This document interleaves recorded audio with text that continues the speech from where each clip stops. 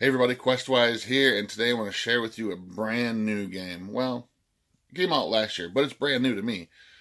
A brand new game that incorporates. Now, if I were to tell you there was a tabletop role playing game out there that incorporated the cool anthropomorphic animals of Teenage Mutant Ninja Turtles and put them into the diesel punk setting of Sky Campton and the World of Tomorrow, would you believe me?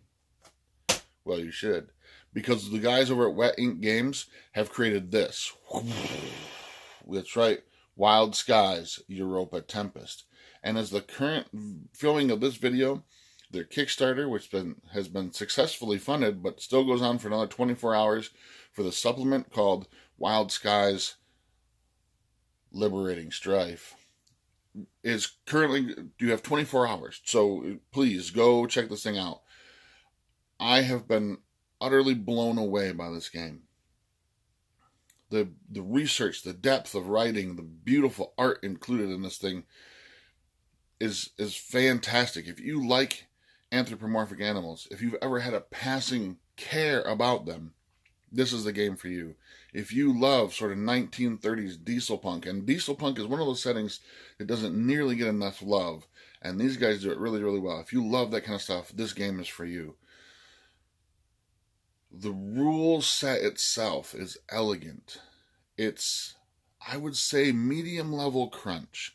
It's not on the super easy, light side of role-playing games, but yet it's not like Super Pathfinder, crunchy, hard type of rule set either. It's sort of this beautiful sort of float in between. And it has its own proprietary system. It's its own system that these guys at Wet Ink Games have created and come up with. It's this percentile system, but it also incorporates skill dice, which are D6s that you can draw in from different skills and different events and things that are going on around your character that you can modify that percentile roll with. And it's elegant and it's beautiful and it works really, really well. There's an amazing initiative system that incorporates everything from street fights to car chases to airplane dogfights. It's amazing how this thing works. But the most awesome aspect of this game, in my opinion, and I think that this aspect of the game is going to revolutionize the way that other game designers look at role-playing games, is the moral compass. So in Wild Skies, what happens is that they incorporate the experience point system, and they smash it together with the alignment system. So you get this amazingly fluid and customizable compass rose. It's right on your character sheet. And I'll show a picture of it up here as well too. And you get to choose sort of what your characters, at character creation, what are your characters' motivations? What drives them? Where are they headed in life? What is it, the goals that they want to achieve? And as you play the game, every session, you move toward those goals for good or ill. There's lots of stuff going on. And as you get points that you add to this moral compass, the closer you come to achieving your goal, you hit these milestones. And every time you hit a milestone, you get a portion of that sort of goal. So you don't get the full benefits of the goal, but you get sort of these... and you get portions of the goal, so you can actually, so there's actually something there to strive towards. And this moral compass is so fluid and awesome that if at any time during the story, because then the narrative behind this game is what's really, really awesome. Not only is there a beautiful world to kind of play in, but there's also this very fluid, awesome sort of intrigue, world building narrative game going on in the background. And what's awesome about it is that moral compass can shift at any time. Thus, your character's never sort of set to like a rigid, I'm lawful good kind of setting. That the storyline itself, that the world events around the character can shift and change, and it can also change your character's viewpoint of the world around him. Thus, this moral compass can shift, and you can go from striving towards one goal to completely different goal at any one time. And it all does it very, very well. It's very elegant and it's very awesome. And like I said, I think this is going to be one of those things that game designers have struggled with for decades. Like, how people hate alignment. How do we treat alignment? Do you just get rid of it? Do you try to modify it? How do we fix this? The other thing is experience and levels, and how do we break out of that cycle of things? The guys at Wet Ink Games have done this elegantly. The moral compass.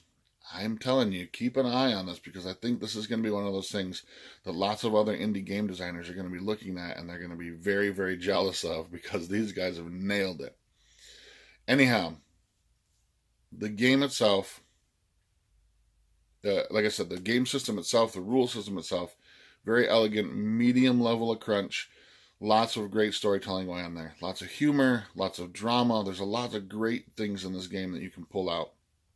No matter what type of game you like to play. If you like the gritty, serious wartime game, that's there. If you want a more of a humorous kind of side to Americana or, world politics, that's there as well too. Whatever it is your game that you like to play and your players like to play, there's something in this for you. If the anthropomorphic animal thing is throwing you off a little bit, because I know it does to some people, they do give suggestions in the book on how to play just humans set in this world setting. And then you can create things like Sky Captain in the World of Tomorrow, or that sort of diesel punk setting. But I think that if you do, you're really missing out. This anthropomorphic animals, just they add such a special little pull to the game. And you get things like you get the idea that like the ancient Egyptian gods were actually just anthropomorphic animals. Bigfoot might just be an anthropomorphic animal. There's something special about those things, about the animalistic characters, that ties very well to the setting, and I would highly recommend that you play it.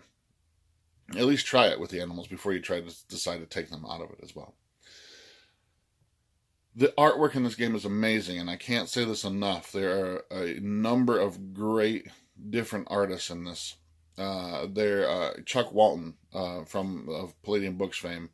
Muma, I'm sorry, I can't remember your first name. But Muma, I got to meet you.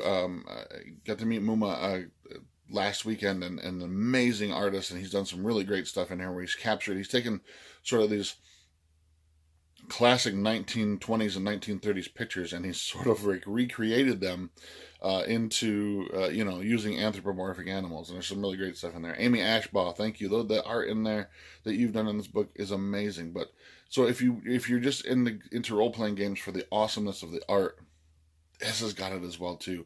This game has got it in spades, and it's so awesome, and I can't wait to see where they're going to go from here. So I'm going to provide some links down below.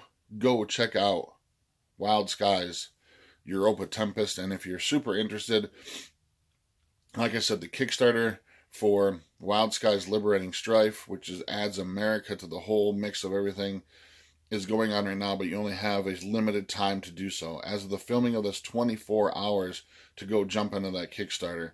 And that's how I did it. I found out about this game. I found out that if you jump on the Kickstarter, that one of the pledge levels is that you can get both the original game and Liberating Strife. Please go do so now. There are some really, really amazing pledge things coming up out of there as well too. Stretch goals that are coming out of that. It's going to be utterly amazing. But I can't stop gushing about this game. This is an amazing game, and I can't wait to share it with all of you. I can't wait to share some games. I would love to do some sort of online stuff. I really want to dive into more about the game aspects itself, like the rule system itself, as well as the moral compass. But I will also put links to the Wet Ink Games YouTube page down below, because they have some sort of how to play videos based on the game as well too, which really, really help to define the game and explain it a little bit better than I ever could. So coming right directly from the designer's mouths, it's utterly fantastic. So Wild Skies, Europa, Tempest, Wild Skies, Liberating Strife, go check them out. Awesome stuff from the guys over there at Wet Ink Games, and I think that's about all I can say. I mean, I could talk about this for hours, but I probably shouldn't. So until next time, I'm Questwise, and I'm out.